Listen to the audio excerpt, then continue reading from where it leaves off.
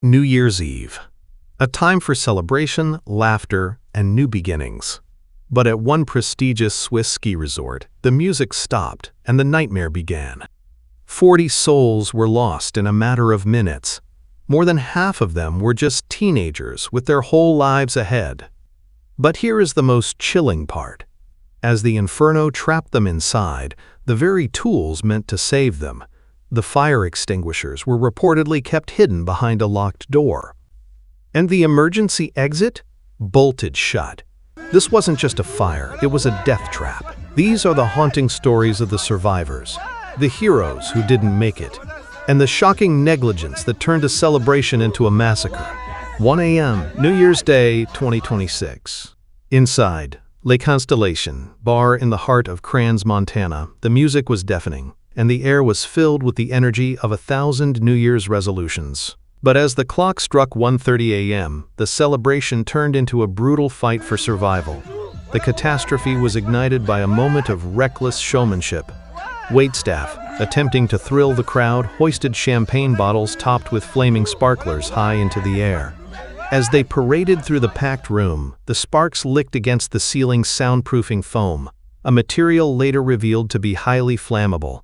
In an instant, the ceiling didn't just catch fire, it evaporated into a rain of molten burning plastic. Within seconds, the venue was hit by a flashover, a lethal phenomenon where the heat becomes so intense that every combustible object in the room ignites simultaneously. The oxygen was sucked out of the air, replaced by thick, jet-black toxic smoke that blinded the revelers. Witnesses described a scene of pure pandemonium. The music cut out, replaced by the roar of the flames and the screams of teenagers realizing the exits were blocked. By 1:45 a.m., the bar had become a high-pressure furnace. Those near the front door were crushed in a desperate stampede, while those in the back were trapped by a locked emergency exit that refused to budge. Panic turned to suffocation as the toxic fumes knocked people unconscious before the flames even reached them. By the time the first fire crews arrived, the interior was an unsurvivable incinerator. The final toll was staggering. 40 lives extinguished and 116 left fighting for their lives in hospitals across Switzerland. Families who had shared a New Year's toast just an hour earlier were now being asked for DNA samples to identify the charred remains of their children. But as the smoke cleared, a chilling question emerged. Why did so many die in one of the safest countries in the world? The answer lies in a series of fatal, criminal decisions made by the club's management. As the smoke cleared, the grief of a nation quickly turned into burning rage. What was initially seen as a tragic accident was soon revealed to be a series of systemic failures and criminal negligence. The investigation into La Constellation has exposed a chilling reality. The 40 victims didn't just die in a fire, they were trapped in a death trap. The most shocking revelation came from former employees who broke their silence. They alleged that the bar's management viewed safety as a nuisance rather than a priority. According to witness statements, the fire extinguishers, the first line of defense, were kept under lock and key in a separate room. Why? Because the owners reportedly feared that rowdy customers might play with them. In the critical seconds when the fire could have been smothered, the equipment was unreachable. But the negligence didn't stop there. Survivors and ex-staff claimed that the emergency exit was routinely bolted shut to prevent people from sneaking in or using it to access private apartments upstairs. On the night of the Inferno, hundreds of panicked teenagers rushed toward that exit, only to find a solid door that wouldn't budge. They were pinned against it as the heat rose, with nowhere to run. Furthermore, investigators are focusing on the very roof over their heads. The soundproofing foam used on the ceiling is suspected of being non-compliant with Swiss fire safety laws. Instead of resisting heat, it acted as an accelerant, raining liquid fire down on the crowd.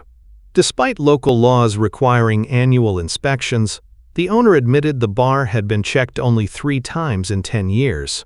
Jacques and Jessica Moretti now face charges of manslaughter and criminal negligence. As Italy's deputy prime minister put it, In a civilized country, the prison gates must open for those responsible. This tragedy wasn't just caused by a spark. It was caused by a culture of greed that put profit over the lives of 40 innocent children. These weren't just safety violations. They were death sentences for 40 innocent people. People like Benjamin, Achille, and Alice, each with a story that will break your heart. Behind the staggering death toll are stories of unimaginable courage and tragic twists of fate. These were not just statistics. They were young artists, athletes, and siblings whose lives were cut short by negligence. The heroism of Benjamin Johnson. Benjamin Johnson was an 18-year-old boxer with the Lausanne Boxing Club, known for his strength and radiant personality.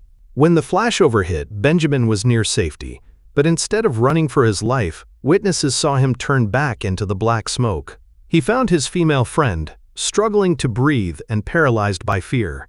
Using his physical strength, Benjamin shielded her from the falling debris and pushed her through the suffocating crowd toward the entrance.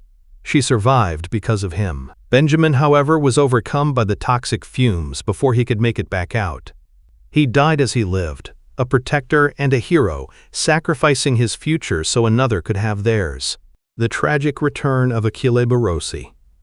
Then there is the haunting story of 16-year-old Achille Barosi, a gifted art student from Milan who had traveled to the resort to celebrate. In a cruel twist of fate, Achille had actually escaped the bar moments before the fire started. He was safe on the cold street outside. But realizing he had left his jacket and phone inside, he stepped back through the doors at 1:30 a.m. He entered the building just as the champagne sparklers hit the ceiling. Within seconds, the explosion of heat trapped him inside. He never came back out a second time. His family is now left with the agonizing reality that their son was safe, only to be reclaimed by the Inferno because of a few personal belongings.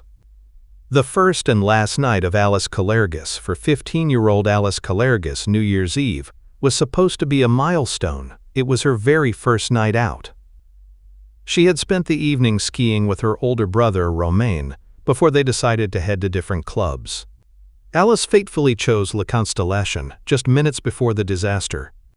When the smoke began to pour from the building, Romain rushed to the scene, desperately searching the faces of the hundreds of fleeing people for his little sister. He waited for hours, clutching her photo, only for the Greek Foreign Ministry to confirm his worst fears days later. Her first taste of independence became a final farewell, leaving a family shattered by a choice made in a split second. The desperate search for Riccardo Minghetti. In the chaos, the bond between siblings was tested in the most brutal way. Riccardo Minghetti, a 16-year-old from Rome, was at the club with his sister Matilde. When the fire erupted, Matilde was pushed outside by the surging crowd, losing her grip on Riccardo's hand. Distraught, she didn't wait for rescuers.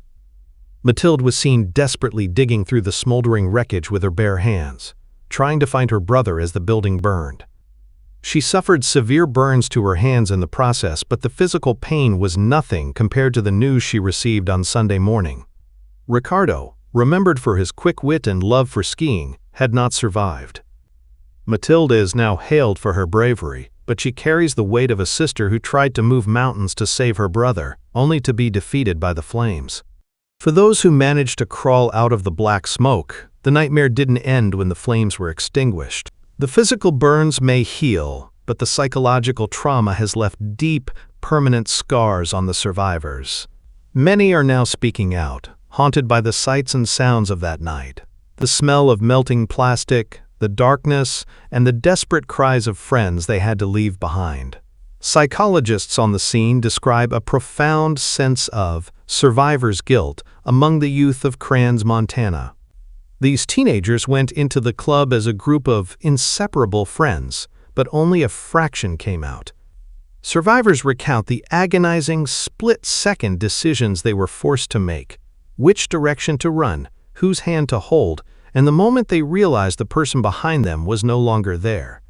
The trauma is compounded by the sheer suddenness of the transition from peak joy to absolute terror. One survivor shared that they can no longer close their eyes without seeing the orange glow reflecting off the ceiling, while others are triggered by the simplest things, the sound of a popping cork or the smell of a snuffed-out candle. The community is now a landscape of broken families, as those who lived are left to answer the impossible question, why did I make it out when so many others didn't? The investigation into the Crans-Montana Inferno is now one of the most complex criminal cases in Swiss history. Forensic teams and fire investigators remain on site, meticulously piecing together the final moments of the 40 victims. Authorities have confirmed that the focus is not just on the sparklers that ignited the fire, but on the criminal chain of failure that prevented escape. Jacques and Jessica Minghetti remain under heavy police guard as they face charges of manslaughter, bodily harm, and fire starting through gross negligence. Swiss officials have vowed that this will be a turning point for national safety laws.